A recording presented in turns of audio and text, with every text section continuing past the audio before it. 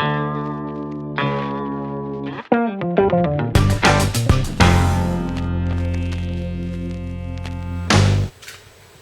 this is Tool Dude Tony. I'd like to welcome you to this episode of the 57 Studebaker Silver Hawk Restoration. In this episode, I'm going to work on the cooling system. We're going to change the fluids. We're going to put a new water pump on, change out the thermostat, heater hoses, that kind of fun stuff. And while I'm in here, I'm going to detail some of the other parts. These are the new parts that I got. This is the new water pump. Looks pretty small, but that's it. Have a new gasket for it. I got a new radiator cap for this thing. Modern, but that's okay, and a new thermostat. Later on I'm going to pick up some new hoses. Since I'm going to be working around the electrical, let's go ahead and disconnect the battery. Let's drain the water out of this thing. Well, the valve itself doesn't seem to have any functionality anymore, so I'm just going to go ahead and pull the whole thing out of it. Looks like it needs a 9/16 wrench. Okay, the open-ended wrench didn't really work, so I went ahead and bent the flat stab on the side of that petcock. And I think I can take it out now with a 9/16 socket wrench. Yeah, there we go. Now it's coming. Yeah, a little antifreeze in there. I'm going to go wash my hands. Now I'm going to disconnect this upper radiator hose. Everything's a little rusty. Everything's a little stuck.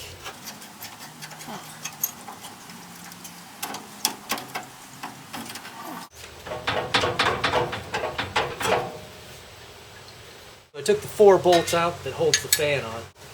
Gonna loosen up the alternator, and it should come off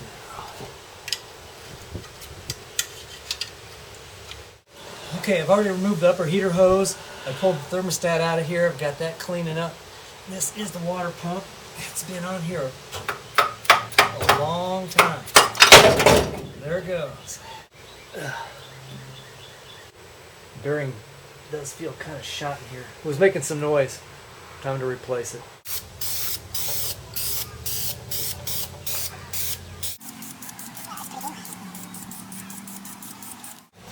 Sprayed the alternator with a little of this Rust-Oleum rust reformer.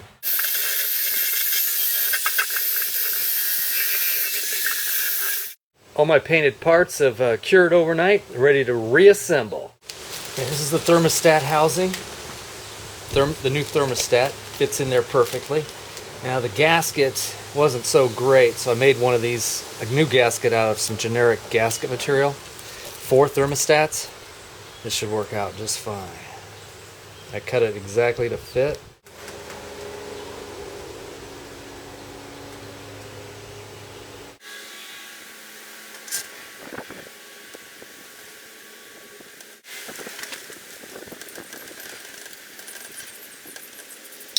Water pump is clocked, so let's get it in straight, guys. Get it right.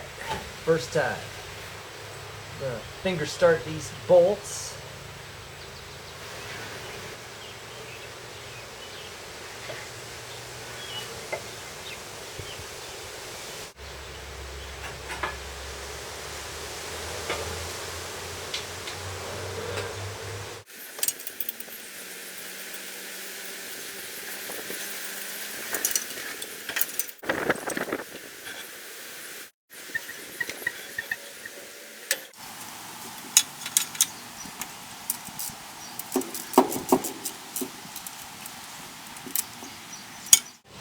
Now, this upper heater hose is not the standard hose that came with it. This is a universal hose I got from Gates.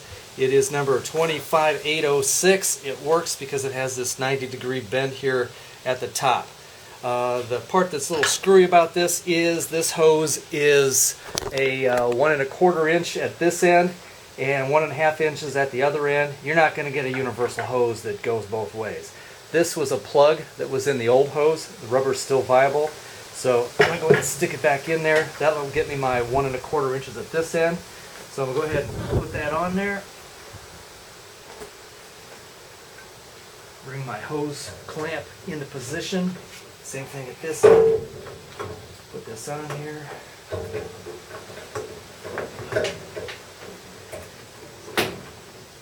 There we we go. I'll just tighten down these hose clamps and I'm good to go. Remember the petcock? How the handle was just loose?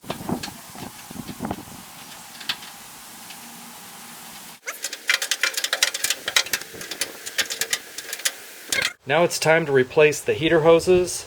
Heater hoses are these red, thick hoses, and then also some of these thinner black hoses. Basically, we'll do one piece of hose at a time, replace it, put it back together, that way we don't get lost.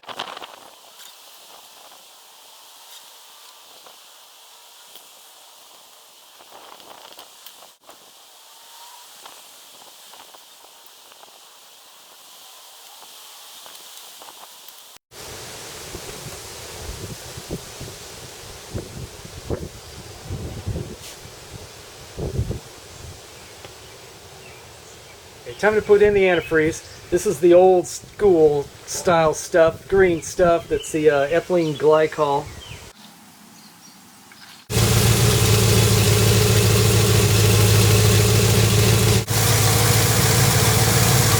If you compare this to that first video when we did that initial inspection, you'll see some changes in here.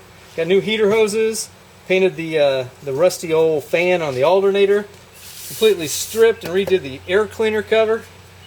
Same thing with the oil filter, replaced some other stuff in here. Just kind of got it cleaned up, degreased. Got about a pound of grease off of this thing.